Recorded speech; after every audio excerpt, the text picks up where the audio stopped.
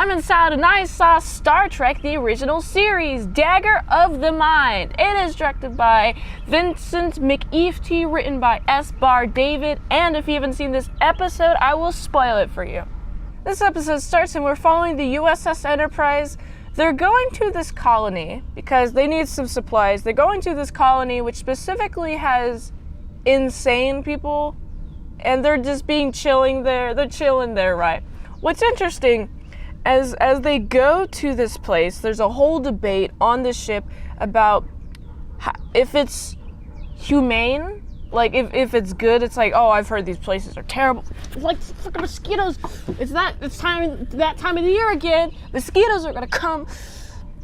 They're gonna enter my USS Enterprise, and I don't want them to come in my USS Enterprise, okay? They really want to get in. So they're doing supplies. They transfer the supplies. They get supplies.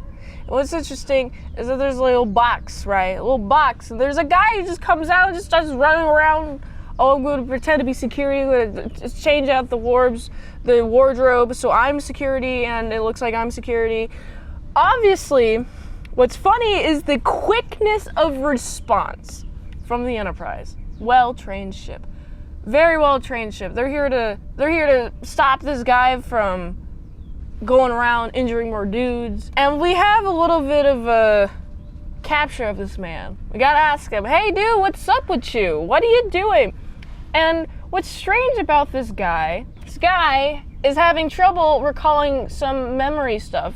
Every time he has something to answer, he's like, I am this guy. And it's like every time he tries to show his name or whatever, say his name or whatever, it's forceful. He's like, and I work for, it's like hard for him. So something sus is going on. Why did this man try to leave this beautiful resort? Because the debate that they were having is, oh, it's inhumane, but it's beautiful resorts. So, theoretically, they should have a good old time. They being the USS Enterprise, is like, okay, we gotta contact this guy. Let's see what the heck's going on. And I'm like, this is also real strange. Something's fishy. Bones is Dr. Bones smells something fishy. He's like, these guys are lying. I don't know what. I can't tell you what it is, but I just feel like they're lying. And so let's just go down. Let's go down to the surface. Minimal people, please. Add requests to these guys. And so it's Kirk, and then a chick who is specialized in psychiatry or psychology or something, specialized in this field. Something happened at a party. Ooh, some drama. Some flirting or something happened. Something awkward. It makes it awkward to be standing in the... Is it an elevator? It should be an elevator. I mean, I'm going to call it an elevator because it's what I have access to. It's the closest to what they're in. They go down. They go down to the surface. They meet with these people. They are seemingly nice. My radar is going off. I'm like, they're too nice. They're too nice. What is going on? These guys are like, oh yeah, take a look. Have a nice stroll through our facility. You'll like it here. I'm like, no, dude, something's gonna happen. Dude, something's gonna happen. Meanwhile, as we have Kirk and this chick is down at the surface, planet's surface, we have Bones and Spock, and they're trying to have a little bit of learn about what's going on down there through this person telling us some details. Why did they want you back so bad? Oh, you were the guy's assistant. You were the head doctor's assistant. Oh, that's weird. You shouldn't have been locked up. Something fishy is going on around here. So I really like this moment. So we have Bones is trying to convince Spock to do the reading.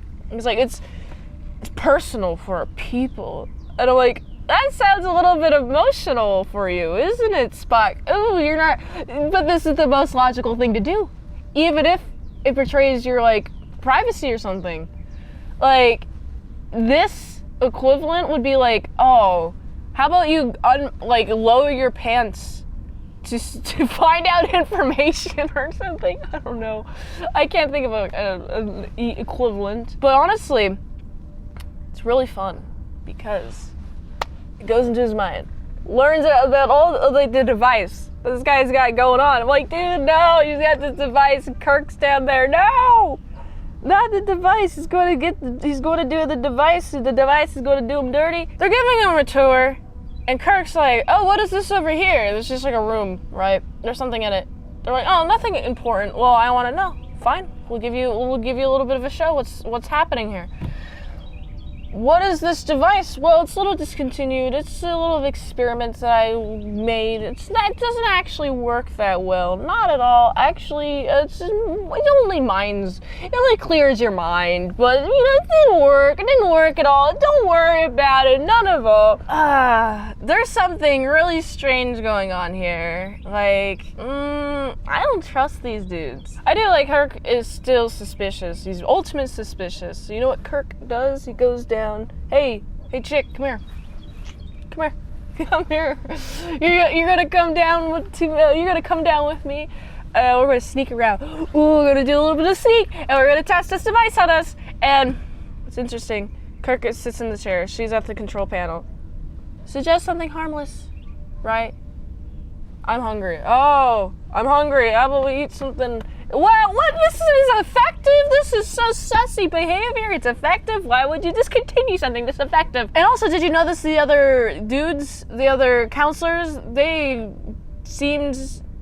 didn't have any emotions of any kind. They just kind of looked like they were like robots. They're just like, yeah, we're happy, fun dudes. Yeah, we're pretty cool. Right? Yeah, we're having a chill time, right? No personality whatsoever. I have a little bit of a control. Oh, I've been suggested. Kirk has been suggested. Suggest me another thing, chick. Well, what if our little rendezvous at the party turned out to be something different? And then it shows her fantasy, which is to be swept up and like making out with Kirk, which suggests that didn't actually happen. And I'm like, okay, cool, awesome, this is sweet. I like this. There's some workplace drama going on here. But then, taking your controls away, right in the middle of the mind stuff, right? The counselors come in. Also, her name is Helen.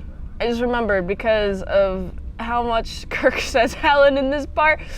You will love Helen. You mourn for her. You long for her. You'll put your career on the line for her. And Kirk's like, Helen. And he's like passes out or whatever. And it's like, oh geez, they got him. And now they got you guys in the room together. You gotta sneak through the air duct. Helen. I like how Kirk initially is like, Helen, I've loved you. But Kirk has like, it seems like he's got a really strong mind. He's like able to just focus on what needs to be done at that moment. I like this moment. He like gets closer to Helen and it's like, oh, he's going to profess his love to her. But then he just like starts feeling for the air duct. I'm like, oh, you're focused on that. That's funny. So Helen goes through the air duct. He goes down to like distract the dudes. He's being like held. He's being threatened, so he has to go with them. And he has to be put in the chair again. Meanwhile, the Enterprise is being warned because this counselor, this man, his freaking guy's assistant, is like, they're in danger, right? Like, they're in danger, yeah, I know that. Oh no, there's a lot of tension building up in this episode. They put Kirk under and they're like about to suggest things to Kirk. And like, oh no, completely empty your mind. I'm like, no, don't give suggestions to Kirk. No, I like him. But of course, Helen goes to the control room panel. She's about to turn off the switch. She goes turn off, and then someone's like, oh, well, actually, I caught you. I'm gonna fight with you. And then they're about to turn on, right? And then push. She literally fries somebody, and then that person gets fried. I'm like, oh my goodness, why'd you do this? Rude. I mean, I know this is a life or death situation. You had to turn it off so Kirk can escape. Punch those counselors. And I'm like, get him! You gotta get him! Also, they have a force field up, right? They have a force field, they have to turn off the power in order to turn off the force field, and then Spock can get in, transport in, and Spock's here to save the day. And like, wow, Spock's here.